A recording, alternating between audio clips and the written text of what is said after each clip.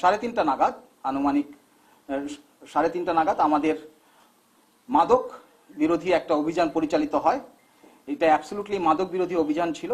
এই মাদক বিরোধী অভিযান পরিচালনা করতে গিয়ে আমরা গতকাল প্রায় 3:30 নাগাদ আমাদের কুমিল্লা ব্যাটালিয়ন 10 বিজিবির আওতাধীন যশপুর বিওপি কমান্ডার নায়েব সৈয়দার মাহবুব সাহেবের নেতৃত্বে আমরা একটা অভিযান পরিচালনা করি। উক্ত অভিযানে আমরা আকস্মিকভাবেই কিছু গাঁজা উদ্ধার করি এবং আকস্মিকভাবে ওই গাঁজার ভিতর থেকে আমরা 2টি বিদেশি অস্ত্র এবং 2টি ম্যাগাজিন ও 2 রাউন্ড গুলি উদ্ধার করি। আপনাদের অবগতির জন্য জানাতে চাই যে চোরাচালানকারীদের এই যে একটি নতুন, এটা একটা আমাদের কাছে একটি নতুন কৌশল বলে আমাদের কাছে মনে হচ্ছে।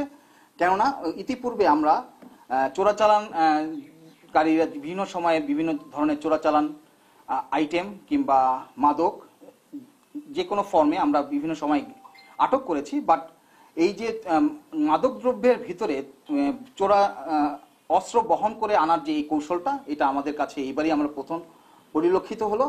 তো ভবিষ্যতে আমরা হয়তোবা খেয়াল রাখবো যাতে এই যে কোনো ধরনের চোরাচালান দ্রব্য যেগুলো আছে কিংবা মাদক যেগুলো রয়েছে সেগুলো যাতে আমরা ভালো মতো তল্লাশি করতে পারি, কিংবা তল্লাশির মাধ্যমে এই ধরনের কোনো অস্ত্র যাতে ভবিষ্যতে আমাদের দায়িত্বপূর্ণ এলাকা দিয়ে ঢুকতে না পারে সেটার ব্যাপারে আমরা সজাগ থাকব। তো সর্বোপরি আমরা গতকাল 3:30টার সময় 2টি বিদেশি অস্ত্র, 2 রাউন্ড গুলি এবং 2টি ম্যাগাজিন সহ 12 কেজি গাঁজা উদ্ধার করি। এই ছিল আমার এই ব্রিফিং এর অংশ। এখন আপনাদের কাছে যদি কোনো প্রশ্ন থাকে সেটাকে আমি এটা উত্তর দিব। ধন্যবাদ। বর্ডার গার্ড বাংলাদেশ প্রতিনিয়তই আমাদের মাদক, চোরাচালান এবং অবৈধ অস্ত্র যাতে বাংলাদেশের অভ্যন্তরে প্রবেশ করতে না পারে এই ধারণা থেকে আমরা আমাদের অভিযান প্রতিনিয়ত পরিচালনা করছি।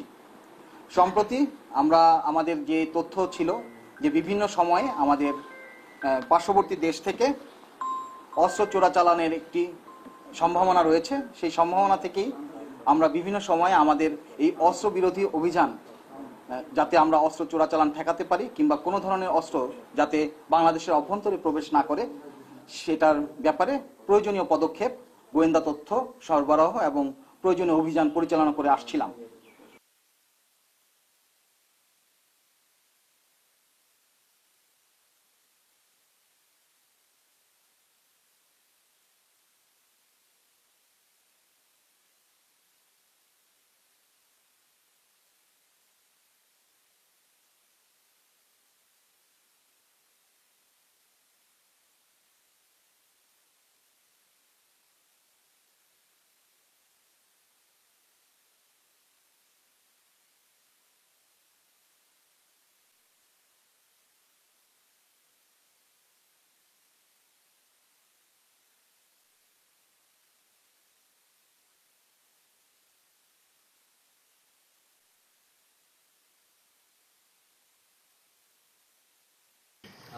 শুরু হয়েছে স্যার।